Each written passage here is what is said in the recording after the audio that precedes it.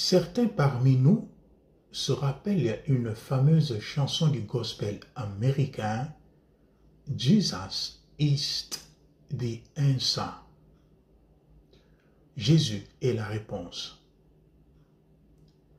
Dans les commentaires de la parole de Dieu du dimanche passé, nous avons expliqué à suffisance cette thématique pour démontrer comment Jésus est la réponse à la grande problématique de la peur qui ébranle plusieurs domaines de la vie de notre humanité. L'homme submergé par la peur du diable, la peur de la mort, la peur de la nature, la peur de la maladie, trouve solution dans le nom de Jésus qui reste la vraie et unique réponse à toute cette situation.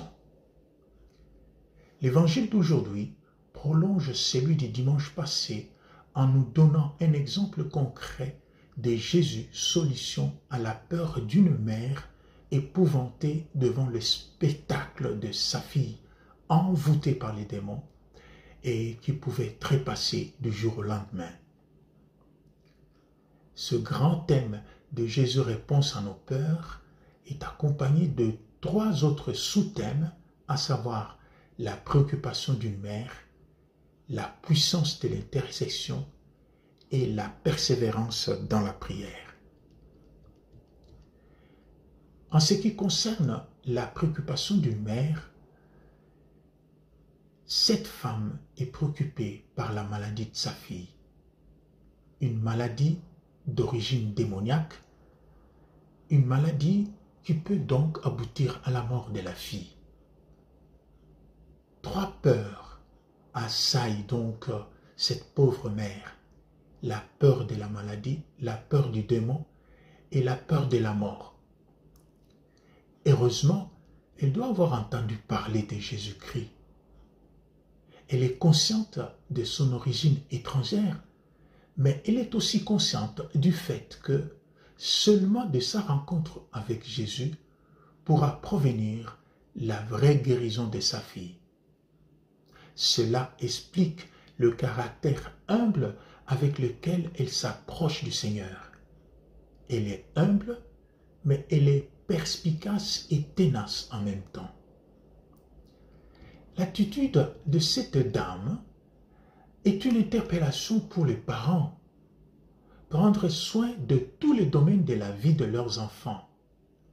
Il ne faut pas seulement se préoccuper de la réussite intellectuelle, matérielle et sociale des enfants. Il faut aussi et surtout se préoccuper de leur proposer une vie spirituelle équilibrée, car ne l'oublions pas, une science sans conscience n'est que ruine de l'âme. Et notre monde aujourd'hui est plein de ces intellectuels richards et arrogants qui se confirment malheureusement comme des monstres qui menacent l'avenir de notre humanité. Le deuxième point, c'est la puissance de l'intercession. Les apôtres intercèdent auprès de Jésus pour qu'il réponde à la femme. Ils ont le privilège de côtoyer Jésus et d'assister à la requête de cette dame. Devant le silence de Jésus et devant l'insistance de la femme, les apôtres se permettent de demander à Jésus d'exaucer cette dernière. Leur intercession brise ainsi le silence de Jésus. Cette attitude des disciples est une interpellation pour chacun de nous. Apprenons aussi à insérer positivement dans nos prières les autres personnes, les autres situations, les autres horizons. Ne restons pas égoïstes dans nos prières. Notre prière ne doit pas se limiter seulement à nous-mêmes, à nos familles, à nos connaissances. Elle doit devenir universelle, comme le message même de Jésus est universel. Au troisième point, nous avons la persévérance dans la prière. Plusieurs obstacles se dressent devant cette femme et l'empêchent de voir sa demande se réaliser, notamment le silence de Jésus, la première réponse négative de Jésus et la deuxième réponse fortement négative de Jésus. Devant ces obstacles, devant ces moments négatifs qui pouvaient aboutir à un découragement, on s'attendrait à ce que la femme baisse les bras. Pourtant, cette femme ne se décourage pas.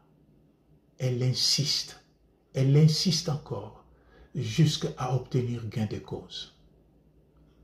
Cette attitude de la dame confirme la disposition évangélique selon laquelle il faut insister dans la prière et nous invite nous aussi à ne pas nous décourager, devant le silence des dieux, ce qui peut paraître parfois comme silence des dieux, devant ce qui peut paraître parfois comme des réponses partielles négatives, mais d'insister dans la prière jusqu'à recevoir nous aussi gain de cause. Shalom.